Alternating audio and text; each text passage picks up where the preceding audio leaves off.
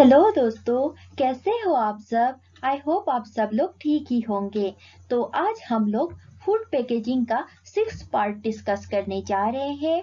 तो आप लोगों से रिक्वेस्ट है कि आप लोग पहली बार इस चैनल को विजिट कर रहे हो तो डिस्क्रिप्शन पे जाके इससे पहले वाले वीडियोस का जो लिंक दिया गया है वहां से उन वीडियोस को एक बार जरूर देखें। अगर आप FSSI CBT 2 को टारगेट कर रहे हैं तो ये वीडियो सीरीज आप लोगों के लिए काफी हेल्पफुल होने वाला है। तो आज हम लोग मेटल्स के बारे में जानेंगे। मेटल्स को फूड पैकेजिंग के कौन कौन से स्पेसिफिक सेक्टर में यूज किया जाता है और फूड पैकेजिंग में मेटल्स का क्या रोल है और किस किस फॉर्म में हम मेटल्स को फूड पैकेजिंग में यूज करते हैं, वो सारी बातें आज हम यहाँ पे डिटेल डिस्कशन करने वाले हैं। तो दोस्तों इस वीडियो को अंत तक जरूर देखिए। तो चलिए बिना वक्त जाया करे हम अपना डिस्कशन शुरू करते हैं। Metal waste packaging have excellent barrier property. जो मेटल है उसका बैरियर प्रॉपर्टी बहुत ही अच्छा होता है। ये फूड को बाहर का एनवायरमेंटल जो मॉइस्चर है, गैस है और फिर लाइट है उससे अच्छे से प्रोटेक्ट कर सकता है। Use to manufacture packages closure to glass बोतल एंड कंपोजिट कैन। तो मेटल को हम फूड के जो पैकेजेस हैं उनके मैन्युफैक्चर में यूज करते हैं और फिर उसको हम ग्लास बोतल और कंपोजिट कैन्स के जो क्लोजर है उसके भी मैन्युफैक्चरिंग में यूज कर सकते हैं। Protected with lacquers to prevent metal food interaction. क्या होता है कि जो मेटल होते हैं वो जनरली ही रिएक्टिव होते हैं और ये चांसेस होता है कि अगर हम मेटल को ऐसे ही फूड पैकेजिंग में यूज करें तो ये फूड कंपोनेंट के साथ रिएक्ट करके फूड की क्वालिटी को खराब कर सकते हैं, फिर जो फूड की सेफ्टी है उसको भी हार्म कर सकते हैं। तो ऐसे केसेस में क्या होता है, जो मेटल है उसको फूड में यूज करने से पहले हम क्या करते हैं, उसको लेकरिंग करते हैं, यानी कि उसमें जो मेटल है उसके दोनों सरफेस पे कभी कभी एक पे भी करते हैं कि इसे कोटिंग कर देते हैं किसी इनर्ट मटेरियल से। और इससे क्या होता है, जो फूड है वो प्रोटेक्टेड रहता है। Higher recyclability constitute 15% of global packaging material. जो मेटल है उसका रिसाइक्लेबिलिटी बहुत ही हाई है और जो मेटल है उसको वो पूरा ग्लोबल पैकेजिंग का 15% पैकेजिंग मटेरियल को रिप्रेजेंट करता है। Aluminium, tin plate, tin free steel material based packagings are mainly use in food application. तो कौन कौन से मेटल हम जनरली यूज करते हैं फूड के पैकेजिंग में? Aluminium, tin plate, tin free steel और अदर मटेरियल्स। एडवांटेजेस। तो मेटल को as a food packaging material use करने का ढेर सारा एडवांटेजेस है, जैसे कि excellent barrier to gas, light, moisture.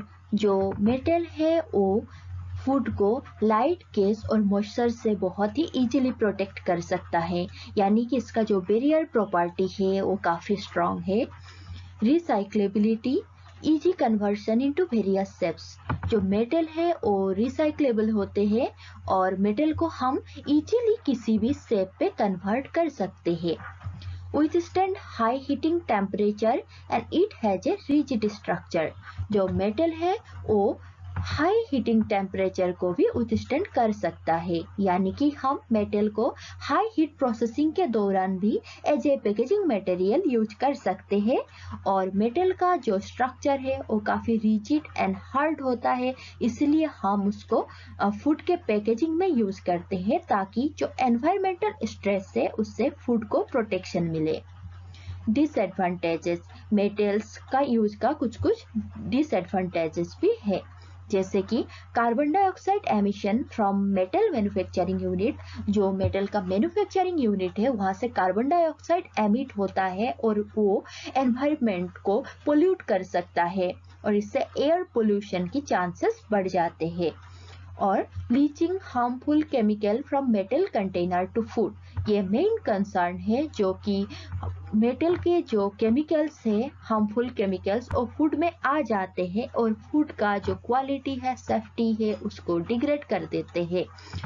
तो ये है मेटल्स के disadvantages. Primarily use metal based material in food packaging. तो फूड पैकेजिंग में हम मेटल के डिफरेंट फॉर्म में यूज करते हैं, जैसे कि कोटेड स्टील, इसमें आते हैं tin plate, tin free steel, polymer coated steel and stainless steel. और एल्यूमिनियम में आते हैं aluminium foil, collapsible tubes, laminated and metallized film और मेटल कैप्स एंड क्लोजर है जो कि मेटल से ही बनता है। कोटेड स्टील में सबसे पहले हम टिन की बात करते हैं। Tin plate, here base is steel which is coated with tin. जैसे कि इसका नाम तो टिन प्लेट है, पर हमें याद रखना है कि इसका कोटिंग बस टिन का होता है। इसका जो बेस मटेरियल है वो स्टील होता है, यानी कि जो स्टील का बेस मटेरियल है उसके ऊपर हम टिन की कोटिंग करते हैं और ये होल जो मटेरियल है उसको हम टिन प्लेट बोलते हैं। Cheaper and heavier than aluminium, recyclable, easy to decorate. जो टिन प्लेट होता है वो एल्यूमिनियम से चीपर होता है और वेट में ये एल्यूमिनियम से ज्यादा होता है, और ये रिसाइक्लेबल तो होता ही है और टिन प्लेट को डेकोरेशन करने में भी इजी रहता है।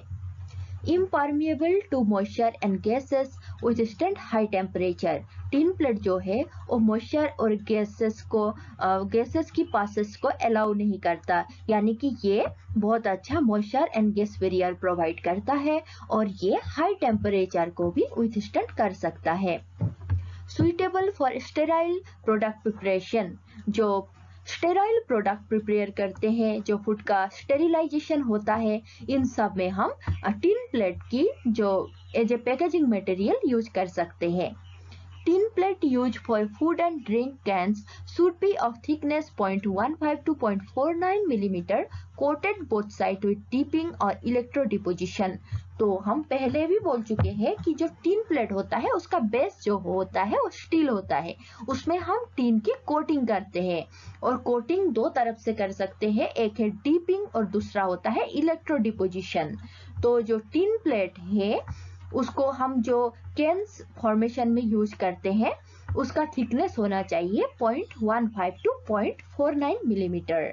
तो दोस्तों ये जो रेंज है ये ब्यूरो ऑफ इंडियन स्टैंडर्ड का दिया हुआ है, तो ये काफी इम्पोर्टेंट है कि जो टिन प्लेट हम यूज करते हैं कैन, फूड और ड्रिंक के कैन की मैन्युफैक्चरिंग में, उसका थिकनेस इसी रेंज में होना चाहिए। Tin free steel, electrically chromium और chromium oxide coated steel, less expensive and susceptible to corrosion, so coating is compulsory. Used in food can ends, crown caps, vacuum closures for glass containers, drum for bulk storage and transportation। जो tin free steel है इसमें chromium और chromium oxide की coating होती है और ये tin free steel काफी चीप होता है और ये इजीली कोरोजन का शिकार हो सकता है, यानी कि इसमें इजीली जंग लग सकते हैं। तो टिन फ्री स्टील को फूड में यूज करने से पहले अच्छे से कोटिंग कर लेना कंपलसरी है। इसको टिन फ्री स्टील को हम फूड कैन के एंड बनाने में और क्राउन कैप में वैक्यूम क्लोजर में यूज करते हैं और टिन फ्री स्टील के ड्रम्स भी मिलते हैं जिसको हम बल्क स्टोरिंग में और ट्रांसपोर्टेशन में, यानी कि लार्ज स्केल स्टोरिंग और ट्रांसपोर्टेशन में यूज किया जाता है। Polymer coated steel. Polymer coated steels are highly abrasion and corrosion resistant with outstanding appearance and barrier properties. जो पॉलीमर कोटेड स्टील है ये एब्रेशन एंड कोरोजन रेजिस्टेंट है और ये इनका जो अपीयरेंस एंड बैरियर प्रॉपर्टीज है वो भी एक्सेलेंट होता है। पॉलीमर कोटेड स्टील में कोटिंग के लिए जो भी पॉलीमर यूज करते हैं वो है mainly polyaniline, polythiophene, polypyrrole, polyvinylidene fluoride, perfluoroalkoxy alkane, polyethylene terephthalate, polypropylene etcetera. फिर आते हैं स्टेनलेस स्टील पे। Stainless steel contain chromium above 11% which from chromium oxide inert layer. It is acts auto passivation against corrosion। तो stainless steel में क्या होता है, 11% से भी ज्यादा क्रोमियम यूज किया जाता है और ये जो क्रोमियम है ये जो एनवायरनमेंट का ऑक्सीजन है उसके साथ रिएक्ट करके क्रोमियम ऑक्साइड का लेयर बना लेता है, और ये क्रोमियम ऑक्साइड की लेयर होने की वजह से ही ये स्टेनलेस स्टील इनर्ट मटेरियल की तरह बिहेव करता है, और ये जल्दी से जो एनवायरनमेंट के मॉइस्चर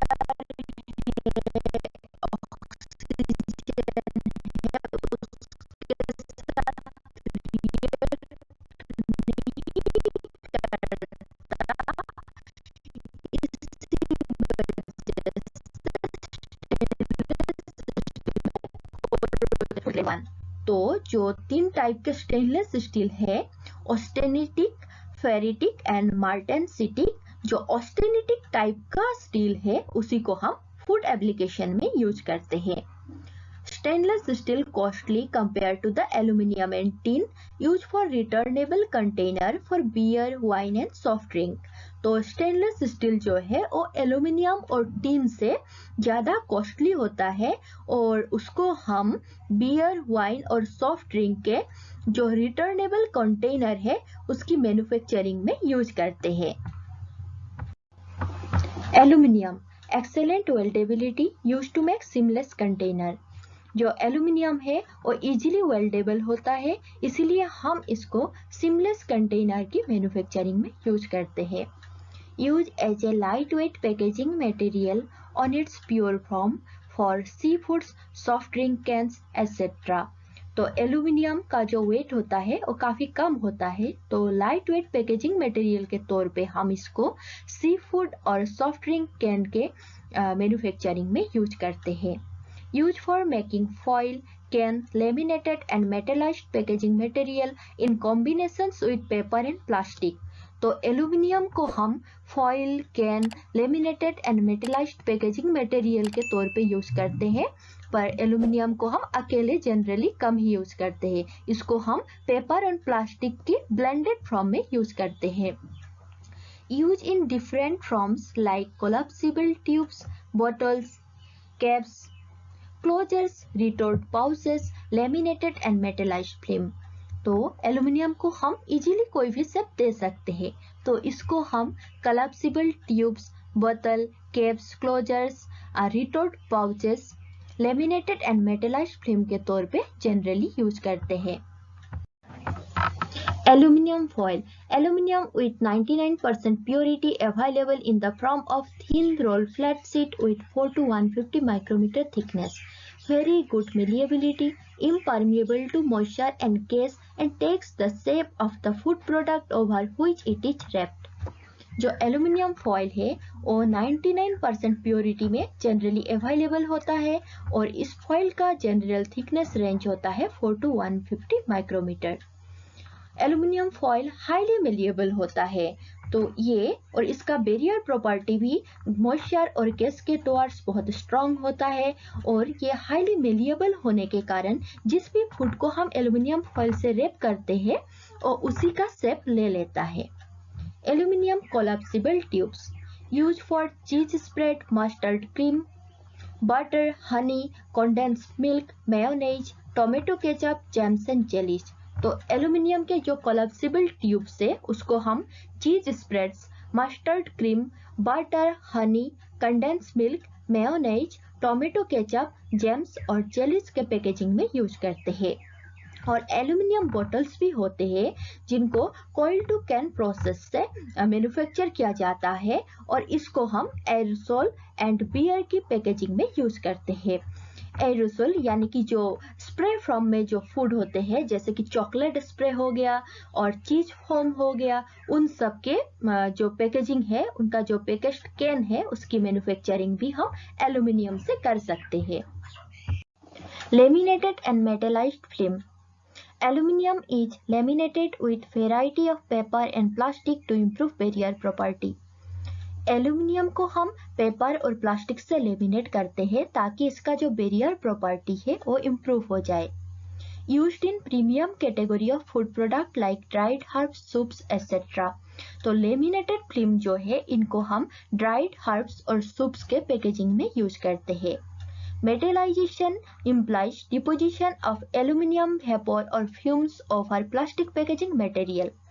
और मेटलाइज्ड फिल्म भी होता है और ये मेटलाइज्ड फिल्म कैसे बनता है, जैसे कि ये प्लास्टिक पैकेजिंग मटेरियल के ऊपर हम एल्यूमिनियम वेपर को डिपॉजिट करते हैं। Metallized films are used for bakery product, snack and certain food powder. तो मेटलाइज्ड फिल्म को हम बेकरी प्रोडक्ट, स्नैक और फूड पाउडर के पैकेजिंग में यूज करते हैं। Retort pouches, multi layered, flexible, hermetically sealed, use for ready to eat food. जो retort pouch होते हैं ये मल्टी लेयर्ड होते हैं, इनमें जनरली 4 लेयर मिलने को मिलता है और ये फ्लेक्सिबल होते हैं और हम इनको एयर टाइटली यानी कि हार्मेटिकली सील्ड कर सकते हैं। और retort pouch mainly ready to eat food के पैकेजिंग में यूज किया जाता है। और रिटोर्ट पाउच में जो 4 लेयर होते हैं वो है आउटर पैड लेयर जो कि स्ट्रेंथ प्रोवाइड करता है। उसके बाद होता है एल्यूमिनियम फॉइल लेयर जो कि एयर, मॉइस्चर और लाइट के बैरियर के तौर पे काम करता है। उसके बाद आता है नायलॉन लेयर जो कि एब्रेशन रेजिस्टेंस प्रोवाइड करता है। और इनर लेयर होता है पॉलीप्रोपाइलिन लेयर जो कि इसके जो पाउच है उसकी हीट सीलिंग में मदद करता है। Metal caps and closure, use as a pilfer proof closure for glass बोतल। ग्लास बोतल से जो प्रोडक्ट है उसकी लीकेज ना हो इसीलिए हम मेटल कैप्स एंड क्लोजर की यूज करते हैं। Crown caps are made from tin plate और टिन फ्री स्टील। जो क्राउन कैप है उसको हम टिन प्लेट से और टिन फ्री स्टील से भी बना सकते हैं। Both external and internal surface are finished to provide protection, decoration and pit holes. जो मेटल के जो कैप्स एंड क्लोजर है उसके सरफेस को अच्छे से मतलब वो वेल फिनिश्ड होता है ताकि जो उसका डेकोरेशन है उसमें भी हेल्पफुल हो और पिट फॉर्मेशन ना हो और वो जो सरफेस है वो कोरोजन से बचे, इसीलिए हम उसका फिनिशिंग करना जरूरी है। Inside surface lined with plastisol liner. Metal closure का इनसाइड सरफेस पे प्लास्टिसोल का लाइनर लगा हुआ होता है। Lids of glass jars or metal tops are made up of aluminum foil with polyvinyl chloride और polyacrylic coating. जो ग्लास जार के लीड है और मेटल टॉप से उस पे एल्यूमिनियम फॉइल के साथ साथ पीवीसी और पॉलीएक्राइलिक मटेरियल का कोटिंग लगा हुआ होता है। Vacuum closure like lock cups, twist of type, etc. are used for baby food, jams, pickles and dry powders. तो बेबी फूड में, जेम्स में, पिकल्स और ड्राई पाउडर में वैक्यूम क्लोजर का यूज होता है जैसे कि lock cups, twist of type etcetera. Applications of metal in packaging. Dairy sector, ultra high treated flavored milk, condensed milk, evaporated milk are packed in metal based container like cans, aseptic pack, retort pouches, etc. जो ultra high treated flavoured milk है, condense milk है, evaporated milk है, ये सारे metals के केन में, aseptic pack में और रिटोर्ट पाउचेस में पैक किया जाता है। Ultra high treated milk, multi layered packaging, aluminium foil use as a barrier layer. जो अल्ट्रा हाई ट्रीटेड मिल्क का मल्टी लेयर पैकेजिंग होता है उसमें एल्यूमिनियम फॉइल का use as a barrier layer के तौर पे होता है। Fermented product like dahi, yogurt, kefir, kumis, etc. are packed in a high-impact polystyrene and polypropylene container for retaining. Aluminium foil and foil laminate used as a lid in yogurt. तो देखा जाए तो ये होता है जो डेयरी का जो फर्मेंटेड प्रोडक्ट्स है, योगर्ट, केफिर, क्यूमिस एक्सेट्रा, उनका पैकिंग होता है पॉलीस्टाइरीन पे और पॉलीप्रोपाइलिन पे और ये पैकिंग का जो लीड होता है वो एल्यूमिनियम फॉइल और फॉइल लेमिनेट से बना हुआ होता है। Metallized film of PET are used in fresh cheese packing like cottage, mozzarella, cream, etc.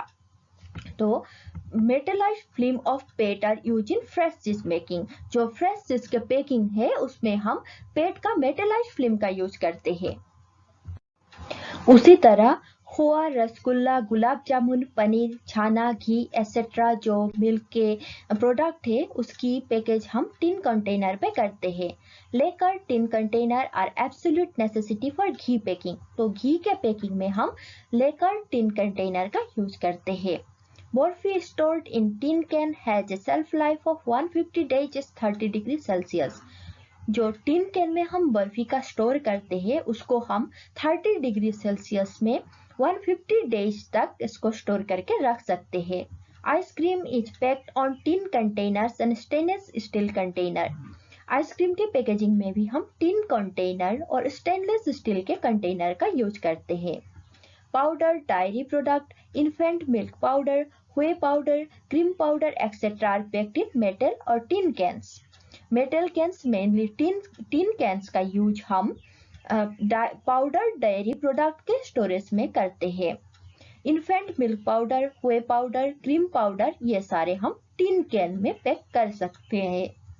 Fat containing powder like whole milk powder, buttermilk powder etc. are packed in tin can with nitrogen flossing.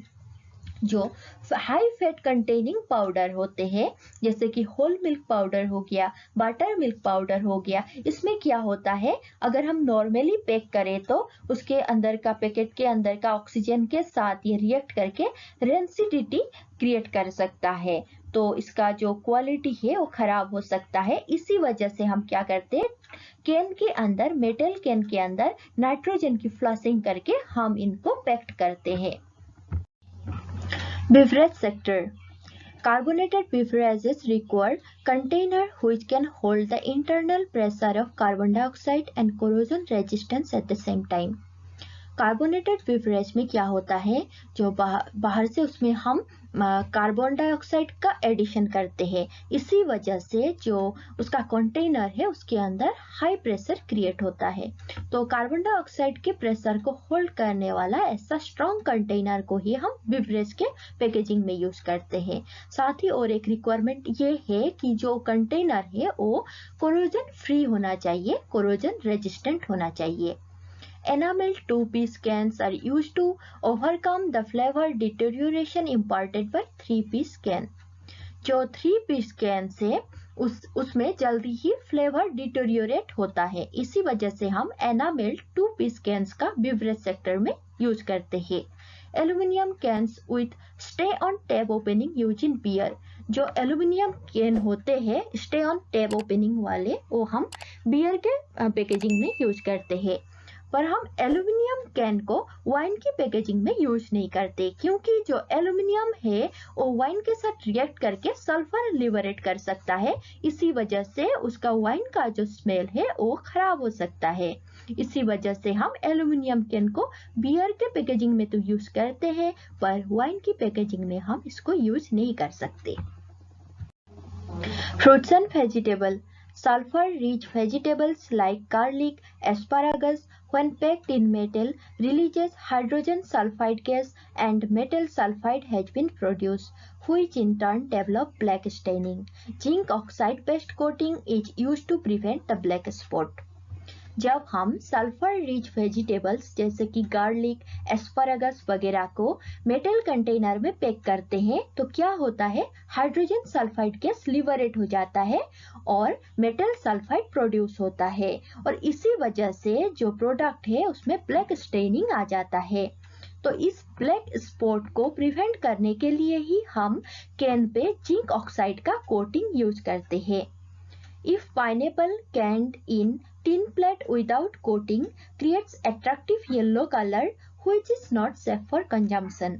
जब हम pineapple की Canning करते हैं ऐसे container पे जो tin container पे coating ना किया हो, ऐसे में क्या होता है कि जो पाइनएप्पल है वो टिन के साथ रिएक्ट करके एक अट्रैक्टिव येलो कलर फॉर्म करता है। वो कलर देखने में तो अट्रैक्टिव होता है पर वो प्रोडक्ट कंजम्पशन के लिए सेफ नहीं होता। इसीलिए जो पाइनएप्पल की कैनिंग है उससे करने से पहले वो जो कंटेनर है उसका कोटिंग करना जरूरी है। Fish, meat, poultry and sea food.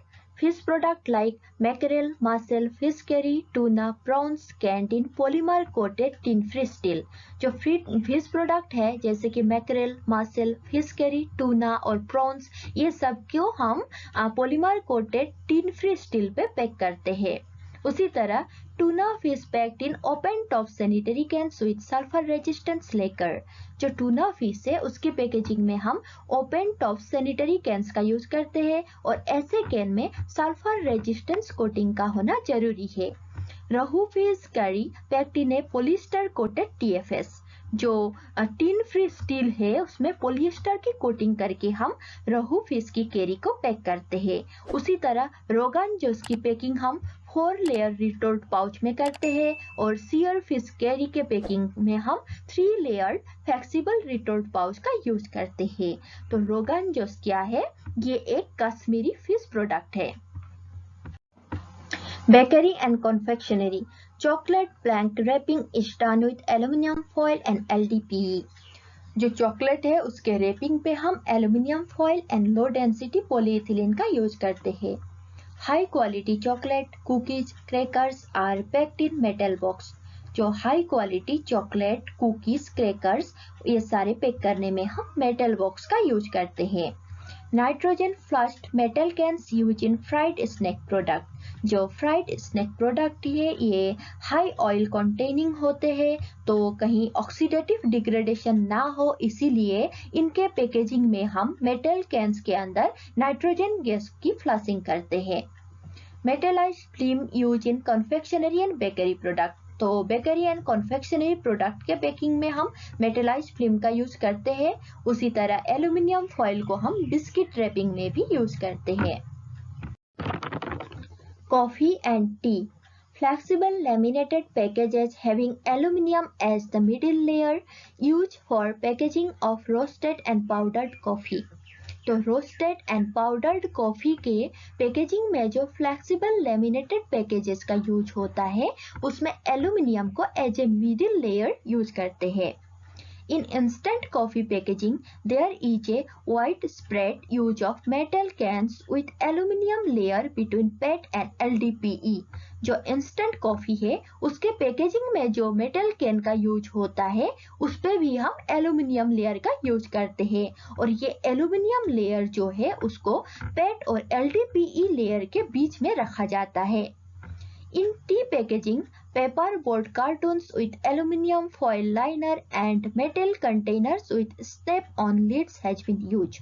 तो टी के पैकेजिंग में हम पेपर कार्टन्स का भी यूज करते हैं और ऐसे पेपर कार्टून में हम एल्यूमिनियम फॉइल को एज ए लाइनर यूज करते हैं या फिर हम टी के पैकेजिंग में मेटल कंटेनर को भी यूज कर सकते हैं।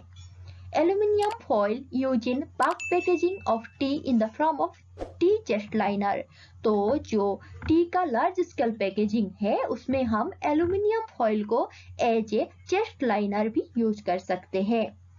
उसी तरह रिटोर्ट पाउच का यूज हम रेडी टू ड्रिंक टी के पैकेजिंग में करते हैं। तो दोस्तों इसी के साथ अपना जो मेटल पैकेजिंग है वो होता है कंप्लीट और जल्दी ही मिलेंगे एक नए डिस्कशन वीडियो पे। तब तक के लिए आप लोग अपना ख्याल रखिएगा।